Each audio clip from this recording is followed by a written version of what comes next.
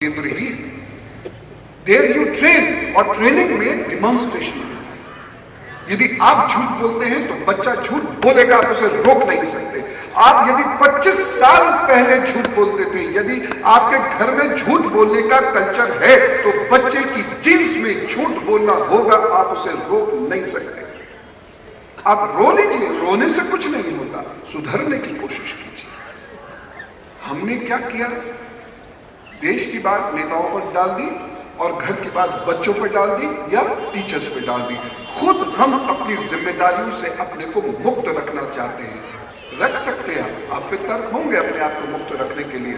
आप अपनी ड्यूटी से बचना चाहते हैं तो कोई जबरदस्ती आपको ड्यूटी करवा नहीं सकता, लेकिन बच्चा बिगड़ जाएगा, उसे आप रोक नहीं सकते किसी मुसीबत से।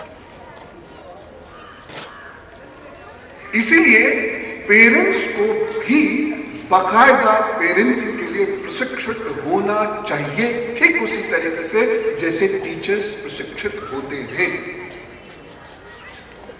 एक और कारण है, स्कूल में बच्चा 6 घंटे रहता है, आना जाना सब मिला लीजिएगा तो ज्यादा से ज्यादा 8 घंटे रहता है। 16 से 18 घंटे तो माता पिता के साथ रहता है। तो जब वहां ट्रेनिंग की जरूरत है 8 घंटे के लिए, तो बच्चे के संपूर्ण विकास के लिए क्या पेरेंट्स को ट्रेनिंग नहीं लेनी चाहिए? क्या आपको पता है बच्चे का शरीर कैसा होता है? क्या आपको पता है बच्चे का दिमाग कैसा होता है? क्या आपको पता है आवाज कहां से निकलती है? क्या आपको पता है बच्चे के मूड स्विंग्स क्या होते हैं? क्या आपको पता है बच्चे में ज्यादा चुस्ती क्यों होती है या सुस्ती क्यों होती है? क्या आपको पता है कि आपके बच्चे को क्या खाना चाहिए, क्या नहीं खाना चाहिए? क्या आपको पता है मोबाइल से कितने नुकसान होते हैं? क्या आपको पता है टेलीविजन और इंटरनेट के रेडिएशन से कितने नुकसान होते हैं? क्या आपको पता है कि बाजार से मिलने वाले प्रोडक्ट्स के इंग्रेडिएंट्स क्या हैं जो आप अपने बच्चे को खिला रहे हैं? क्या आपको पता है दूध की प्रॉपर्टीज क्या है? क्या आपको पता है सेब की प्रॉपर्टीज क्या है? क्या आपको पता है बैठने का पोस्चर क्या होता है? क्या आपको पता है कि किस किस्म के जूते पहनने चाहिए और किस किस्म के जूते रिजेक्ट करने चाहिए? मैंने जो इतने सवाल पूछे हैं, मैं दावे से कहता हूं ज्यादातर चीजें ज्यादातर पेरेंट्स को नहीं पता है। देखिए माहौल बदल चुका है। 1990 से पहले जब ग्लोबलाइजेशन नहीं हुआ था तो माहौल अलग किस्म का था। बाजार इतना अपवित्र नहीं हुआ था, आज बाजार अपवित्र है। आपके बच्चे की जान की कॉस्ट पर भी यदि कोई कंपनी अपना सामान बेच सकती होगी तो बेच लेगी। आप एक अंतरराष्ट्रीय षड्यंत्र से घिरे हुए हैं जो टेलीविजन के माध्यम से आपके ड्राइंग रूम और बेडरूम में हर वक्त स्नीकिंग कर रहा है। हमें उसके बारे में पता नहीं, इसलिए नहीं है क्योंकि हमारे लिए जीवन में सफलता का अर्थ केवल पैसा कमाना है और पैसा कमा के अपने ऊपर खर्च करना है। डिमॉन्स्ट्रेटिव इफेक्ट यहां निकलता है। हम बच्चे को संस्कार देने के लिए डिमॉन्स्ट्रेट नहीं करते हैं, लेकिन दुनिया को दिखाने के लिए बड़ी सी गाड़ी, बढ़िया से कपड़े और ये और वो, ये डिमॉन्स्ट्रेट करते हैं। लिहाजा झूठ के अंदर रहने की एक आदत हो चुकी है, लिहाजा चरित्र निर्माण नहीं हो रहा है। और ये दोनों ही चीजें स्पिरिचुअलिटी सिखा सकती है और कोई नहीं। इसलिए सारे लोगों को वो जिस धर्म के हैं स्पिरिचुअल होना होगा। दूसरी बात, स्पिरिचुअलिटी क्यों जरूरी है? Parenting brain to brain connection होता है, थॉट टू थॉट कनेक्शन होता है। माता पिता के मन के ब्रेन वेव्स से बच्चा सीखता है। ये स्पंदन होता है। Everybody has a kind of vibration. Every brain has brain waves, alpha beta gamma. ये वेव्स जो होती है ये एक संदेश निकालती है और उस संदेश से जो सामने वाला बच्चा है वो प्रभावित होता है। क्यों? ये भी सुनिए, स्पिरिचुअलिटी को जो लोग अविज्ञान मानते हैं आज के बाद नहीं माने। अध्यात्म विज्ञान की ठोस धरातल पर खड़ा हुआ है और बल्कि मैं ये कहूंगा कि 17वीं शताब्दी के बाद की ज्यादातर वैज्ञानिक खोजें या इन्वेंशंस वो आध्यात्मिक रूप से ही प्रेरित है। 17वीं शताब्दी से अब तक, चाहे वो मनोविज्ञान के क्षेत्र में रही हो, चाहे वो फिजिक्स के क्षेत्र में रही हो, चाहे वो मॉलिक्यूलर बायोलॉजी के क्षेत्र में रही हो, केमिस्ट्री के क्षेत्र में रही हो, बायोटेक्नोलॉजी के क्षेत्र में रही हो या फिर जेनेटिक्स के क्षेत्र में रही हो, ज्यादातर मैं दावे से कह सकता हूं, वक्त उसके लिए चूंकि नहीं है, अभी हमें दूसरे और विषयों पर गहनता से बात करनी है, लेकिन 90% यही है। मोबाइल फोन लेके जो माताएं और पिताएं अपने बच्चे को पालते हैं, उनके बच्चों के ब्रेन डिस्ट्रैक्टेड होंगे, ये तय है। 99.99% नहीं, 100% तय है। इसलिए आप अपनी रेडिएशंस कंट्रोल करने की आदत बनाइए। बच्चों के माइंड के डिस्ट्रैक्शंस अपने आप रुकेंगे। गर्भ जिस वक्त धारण किया होता है, वहीं से पेरेंटिंग शुरू हो जाती है, और उस वक्त में मोबाइल का एक्सेसिव यूज, चाहे पिता करे या माता करे, बच्चे के ब्रेन पर असर डालती है। बच्चे आजकल हाइपर हो रहे हैं। जरा सी बात पे आप मेडिसिन खाना शुरू कर देते हैं, वो भी डॉक्टर से पूछे बिना। कोई डिस्प्रिन खा लेता है, कोई सिर दर्द के, अब यहाँ तो सारे डॉक्टर हो जाते हैं हिंदुस्तान में। आपको ये पता ही नहीं है कि कौन सी मेडिसिन आपका पित्त बढ़ाकर बच्चे को हाइपर कर रही है। उसकी जिंदगी से खेल रहे हैं हम लोग, और फिर शिकायत भी बच्चे से कर रहे हैं। इसलिए आपको स्पिरिचुअल होना पड़ेगा, क्योंकि स्पिरिचुअलिटी मन पर कार्य करती है, और जिंदगी ब्रेन वेव्स से चल रही है। ब्रेन वेव से कम्युनिकेशंस होते हैं, और बच्चे का पिट्यूटरी बॉडी काम नहीं करती, बच्चे की पीनियल बॉडी काम करती है, जिसे आप आज्ञा चक्र कहते हैं, शिव जी का तीसरा नेत्र। बच्चा तीसरे नेत्र से काम करता है, और यह केवल स्पंदन की भाषा समझता है। इसीलिए ये कहा जाता है कि तुम राम चाहते हो तो दशरथ बनो, क्योंकि तुम्हें डिमॉन्स्ट्रेट करनी पड़ेगी अपनी क्वालिटीज, तब बच्चा सीखेगा। बच्चा गुस्सा करता है, दोष 99% इसमें पेरेंट्स का है।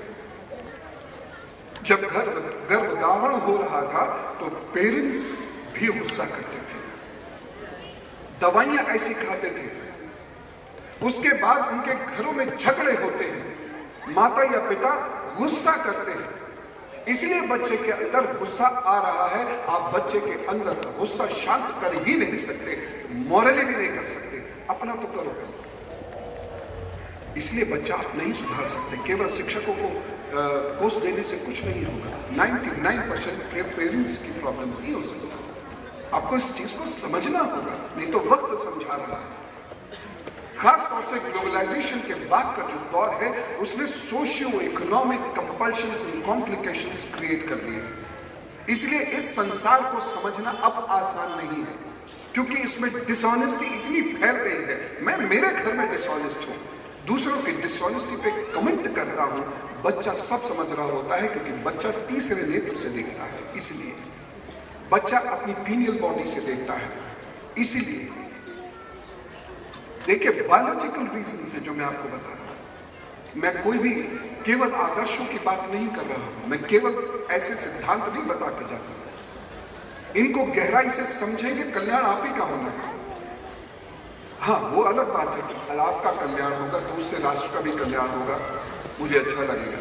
लेकिन नहीं मानेंगे तो नुकसान आपका होगा, और ये इनकरेजेबल डैमेजेस है। बच्चे के ब्रेन को समझिए। Formative years means 12 years. Spirituality talks about that. My astrology talks about that. Modern sciences also talk about that. 12 वर्ष तक किसी भी बच्चे के ब्रेन का मैक्सिमम डेवलपमेंट होता है, उसके बाद नहीं होता है। इसलिए यदि आपने 12 वर्ष तक बच्चे को सही पेरेंटिंग दे दी, तो बच्चे के भाग्य में भी, बच्चे के शरीर में भी, बच्चे के जीन्स में भी बहुत बड़े स्तर पर परिवर्तन किए जा सकते हैं। अन्यथा वो परिवर्तन नहीं हो पाएंगे। आप सारी जिंदगी रोते रहिए, आपके बाद आपका बच्चा रोता रहेगा।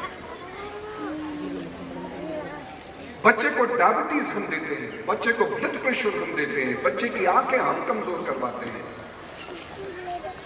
और हमेशा शिकायत बच्चे की करते हैं।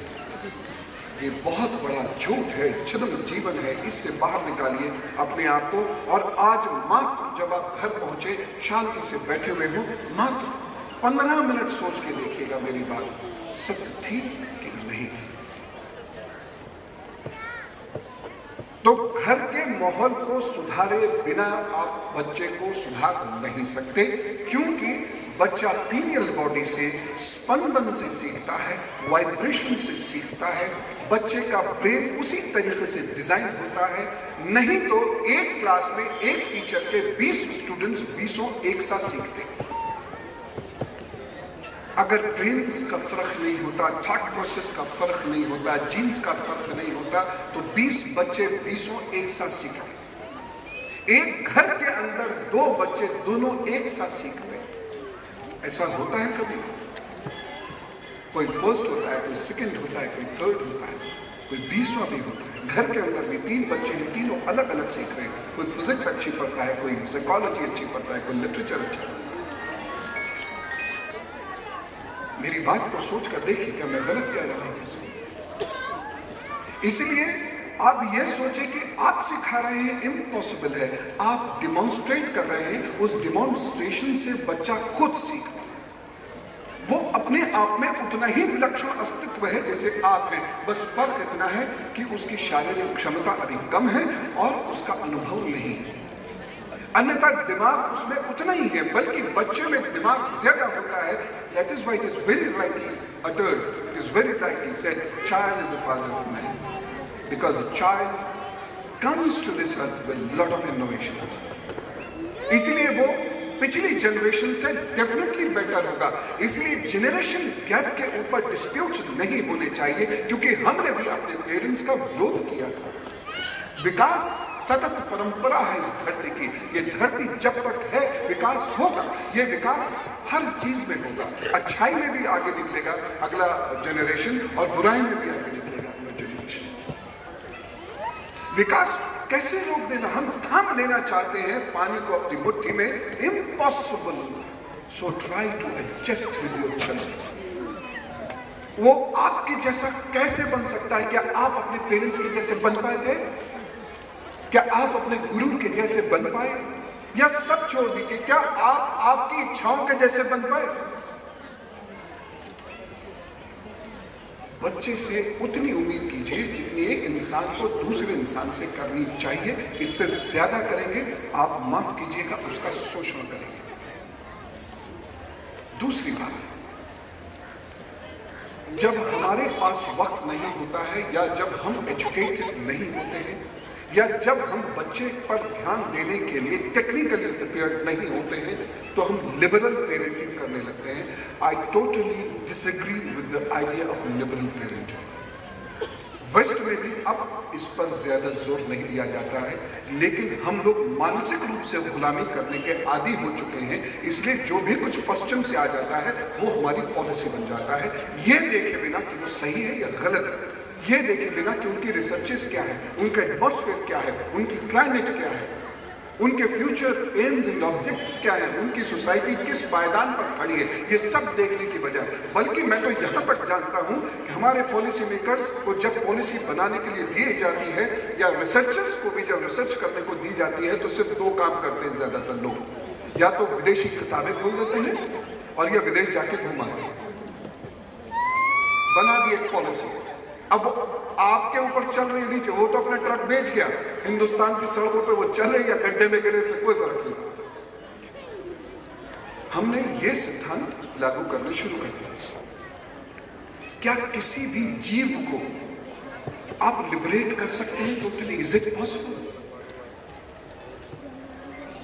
नहीं कर सकते, कर ही नहीं सकते। नहीं तो लर्निंग किस बात की, स्कूल किस बात का, पेरेंट्स किस बात के, माहौल किस बात का होगा? इम्पॉसिबल, ऐसा नहीं कर सकते आप। लिबरल पेरेंटिंग का मतलब यह है, बच्चे को कभी मत डांटो, बच्चे को कभी मत मारो, वो जो सोच रहा है वो सोचने दो, वो जो कर रहा है तो करने दो।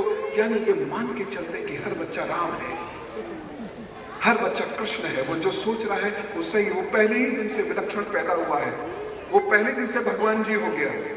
तो फिर फायदा ही क्या है स्कूलिंग का? पहले दिन से पढ़ा हुआ भी होगा, उसको सारे सिलेबस आता ही होगा, उसको सारा करिकुलम आता ही होगा। Actually we want to save ourselves from the articulated responsibilities of parenting. That is why we do liberal parenting. हम पे टाइम नहीं है, बच्चे को उसने जो मांगा हमने दे दिया। आपको डिसिप्लिन करना पड़ेगा, चाहे वो जानवर हो, इंसान किसी भी फॉर्म में हो, आपको डिसिप्लिन करना पड़ेगा। बच्चे की बात करते हैं आप तो 40 और 45 साल के लोगों के क्या रेड लाइट जंप करने के चालान निकलते हैं?